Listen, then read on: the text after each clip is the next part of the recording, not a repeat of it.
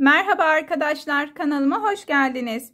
Bu videomda yine sizlere çok güzel bir örgü modeli göstermek istiyorum. Bu videomda plastik bardak kullanacağım arkadaşlar. Bu modeli yaparken öncelikle plastik bardağımızı şu kısmını alıyoruz.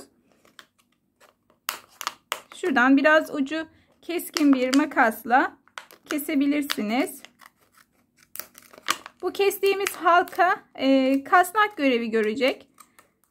Bunun için ekstradan ahşap askılıklar, ahşap çanta kolları almanıza gerek yok arkadaşlar. Bu plastik bardağın halkası bizim işimizi gerçekten çok güzel görecek. Mutlaka denemenizi tavsiye ediyorum.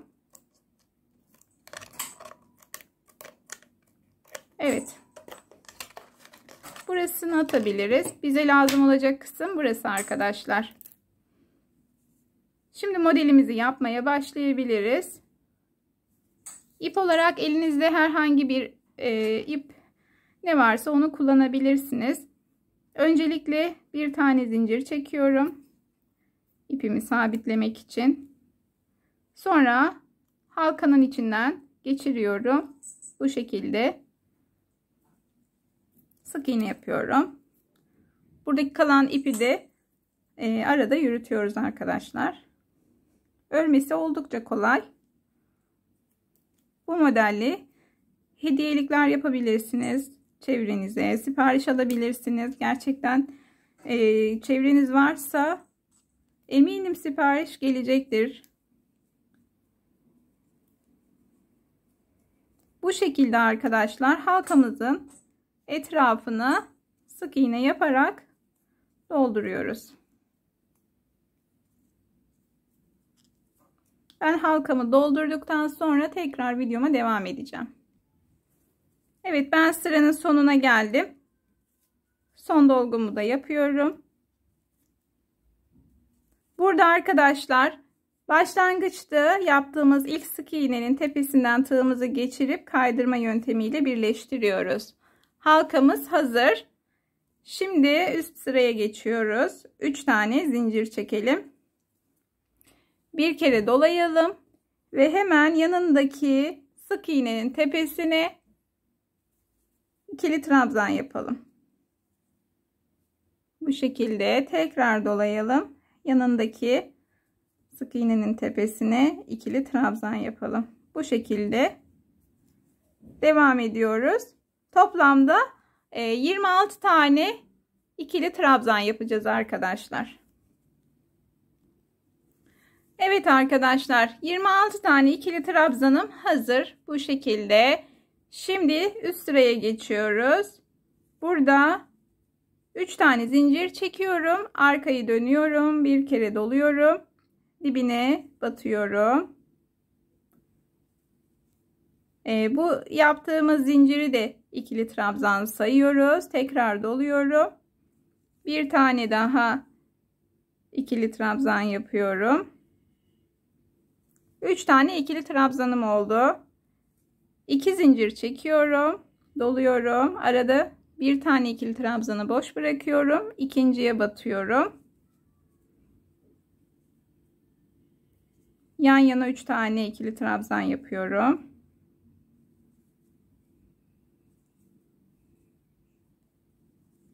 Tekrar 2 zincir çekiyorum. Doluyorum. Arada bir tane boşluk bırakıp ikinciye batıyorum. Yan yana 3 tane ikili trabzan yapıyorum.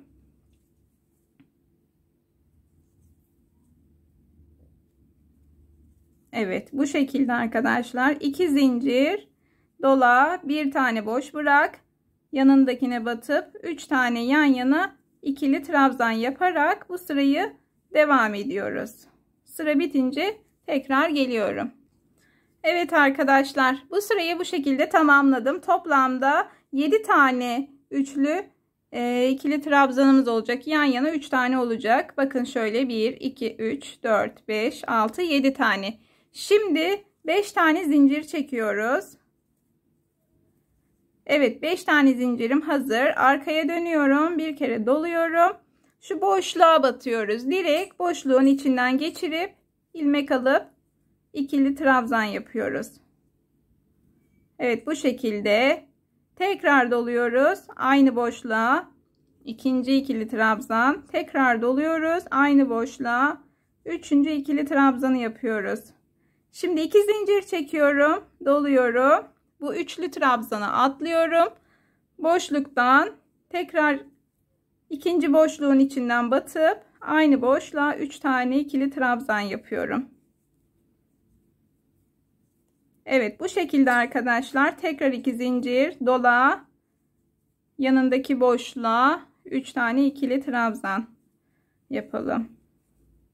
Burada hızlanıyorum. Aynı şeyi devam ediyorum. Burada kesmek istemiyorum. Sonuna yaklaştığım için sonunda göstereceğim bir yer var.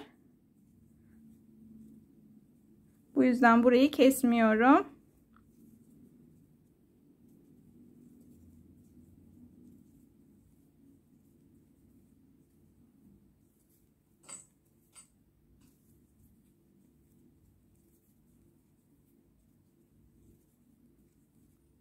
Evet, şimdi sonuna geldik. Göstermek istediğim yere geldim. 2 zinciri çektik son olarak.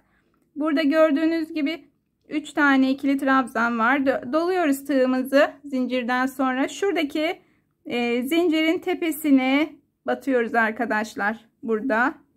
Bu şekilde batacağımız boşluk olmadığı için bu şekilde bir tane ikili trabzan yapıyoruz. Şimdi 3 tane zincir çekiyoruz. Geriye dönüyoruz. Bir kere dolayıp bu boşluğun içerisine ikili trabzanımızı yapıyoruz. Boşluğun içine 2 tane yapıyoruz. Yaptığımız zinciri de 3 tane çektiğimiz zinciri de ikili trabzan olarak sayıyoruz. Tekrar 2 zincir çekelim, dolayalım. Doladık. Burada buraya şuradaki boşluğa batıyoruz arkadaşlar yine. Doladıktan sonra bakın buraya. Bu şekilde 3 tane, her boşluğun içine 3 tane ikili trabzan, ikili trabzanların üzerinden atlamak için de 2 tane zincir arkadaşlar. 2 zincir çekiyoruz. Trabzanların üstünden atlıyoruz. Boşluğa geldiğimizde 3 tane ikili trabzan yapıyoruz. Bu şekilde arkadaşlar, şu anda ben gördüğünüz gibi 3. sıradayım. Toplamda 10 sıra yapacağız. 10 sıra bitince tekrar görüşmek üzere. Arkadaşlar, şu köşeyi de göstermek istiyorum. Bakın, bu köşede sadece zincir boşluğu var. Bu boşluğa geldiğimizde 3 tane ikili trabzan yapıyoruz. Şöyle göstereyim. 3. ikili trabzanı yine zincirin tepesine batıyoruz. Bu şekilde sabitlemiş oluyoruz. Dönerken de yine 5 tane zincir çekip boşluklara doldurmaya devam ediyoruz. Evet arkadaşlar, burada göstereyim ipimi koparmadan. 10 sırayı tamamladım. Şöyle göstereyim. 1, 2, 3, 4, 5, 6, 7, 8, 9, 10. 10. sırayı tamamladıktan sonra şurada ipimi bir zincir çekip kopartıyorum hemen. Bu şekilde. Bundan 2 tane hazırlamanız gerekiyor. Ben daha önce bir tane daha hazırlamıştım. Bu şekilde bunu minik bir çantaya dönüştüreceğiz arkadaşlar şimdi. İkisinin de düz tarafı dışa bakacak çantalarımızın. Bakın, şöyle ikili trabzanlara bakarsak düz tarafının burası olduğunu anlarız. Şöyle çantalarımızı minik bir çanta yapıyoruz, hediyelik. Şöyle düz tutalım. Şimdi bu çantamızı nasıl birleştiririz onu göstereceğim hemen. Bir tane zincir çekiyorum. İpim daha sağlam olması adına. Şöyle şuradaki, bakın, buradaki ikili trabzanın olduğu sıra değil de videom biraz karanlık oluyor. Çok pardon. Evet, sanırım daha iyi şu anda görüntü. Şu aradan tığımızı geçiriyoruz. Karşıdan da yine aynı şekilde örgümüzün olduğu aradan geçirip bir tane ilmek alıyoruz. buraya sabitliyoruz arkadaşlar. Sonra bir kere doluyoruz. Ardından şu boşluğa geliyoruz. Bu boşluğa toplamda 6 tane ikili trabzan yapıyoruz.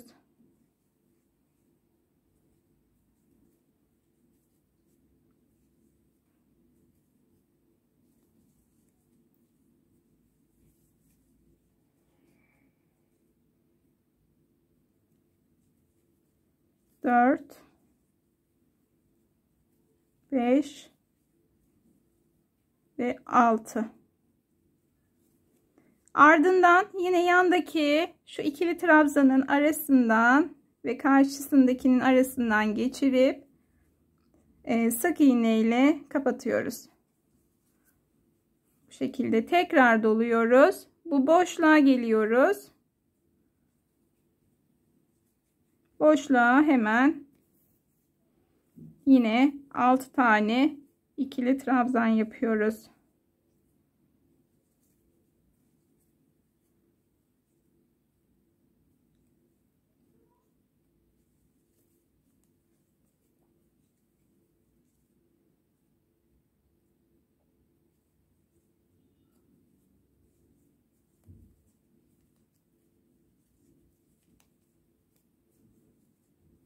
Evet, 6 tane ikili trabzanı yaptım.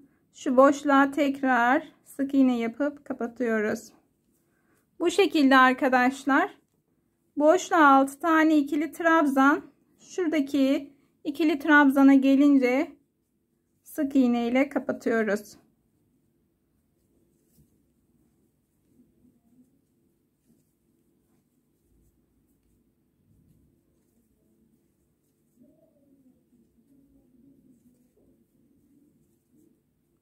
Son bir tane daha göstereceğim. Sonra videoyu durdurup ben etrafı döneceğim bu şekilde. Bu şekilde arkadaşlar. Ben etrafı bu şekilde döneceğim. Köşeleri de doldurmayı unutmayın. Bitmiş halini göstereceğim. Köşeye geldiğimizde arkadaşlar 9 tane dolduruyoruz. Sık iğnemizi de buradaki ikili trabzanın ortasına batarak sabitliyoruz. Bakın bu şekilde. Sonra tekrar boşlukları doldurmaya devam ediyoruz. Buraya geldiğimizde yine ikili trabzanın tepesine batıyoruz. Evet arkadaşlar, son dolgumu da yaptım. Hemen ikili sık iğne ile de sabitliyorum. Bir tane de zincir çekip sabitleyip hemen ipimi kesiyorum arkadaşlar. Bu şekilde kalan ipi de arkada hemen hızlıca yürütelim.